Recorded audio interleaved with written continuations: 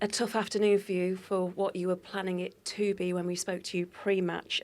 Since then, and since the result here at Goodison Park, the club has tweeted on its social media that 3 extremely poor decisions, 3 penalties not given, which we simply cannot accept. Can you understand any reason why any of them didn't go in your favour? I don't understand the reason and the decision of Anthony Taylor and the VAR Stuart Atwell. I don't understand because I see the images. What I can tell to you, this is a general feeling that has been with us. We are trying to ignore it, but so many times and repeating bad decisions against us, not giving us, even taking things from us. It's very difficult to control the players and ask them to be focused, and me myself trying to be composed and focus on football because it's been very hard, very hard. Of course, the situation that we are doesn't help. Now we starting to get some stress and some fear that we are not, but it's not an excuse. It's been clear what's happening to us, not only in this game. I saw the images. It's hard to take. The players see the image. There's a penalty on Gio and it's a kick.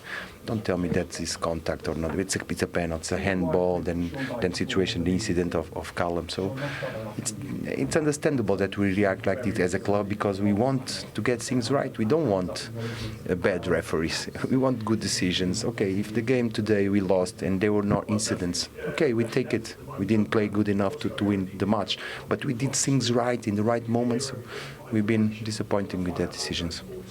You could say those decisions could have had an impact as well, the outcome of those decisions. I saw you on the third incident put your 3 fingers up to Keith Stroud, but after the match you did shake the hand of Ashley Young, who was involved in all of them.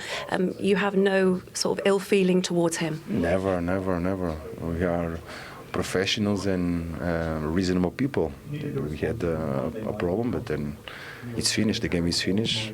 We go home like gentlemen, like we should be. This is football, but more important is life and our behavior to people.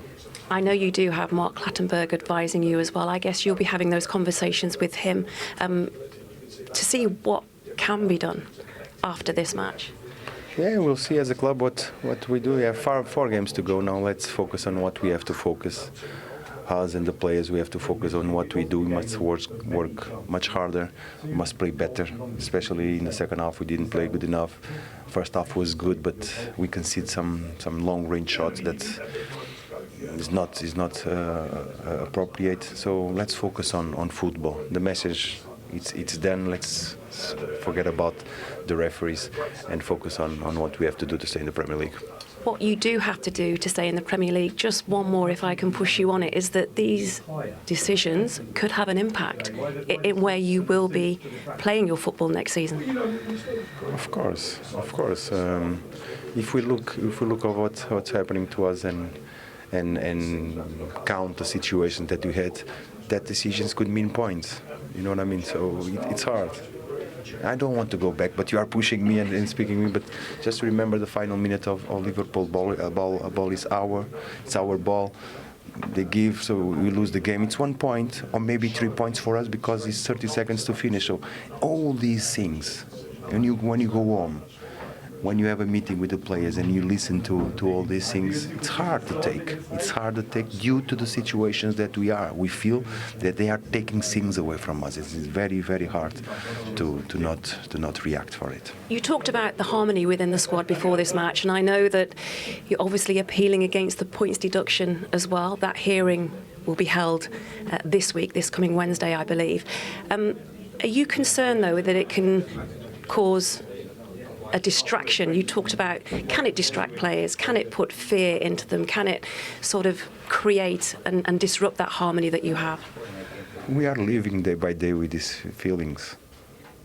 Anxiety, uncertainty, not really knowing that we have 26, do we have 28, do we have 30, because we have 30 points they take. So it's very hard. We are working very, very hard to keep this harmony, to keep people together. That's the way to move forward. But you cannot forget what's happening. And until the end of the season will be in our heads. And how tough does it make your job then when you're having to deal with all these situations?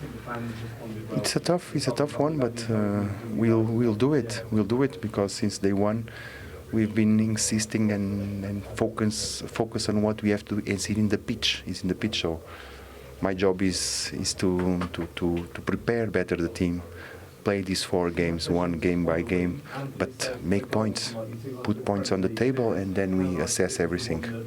Nuno, thank you for your time. Thank you.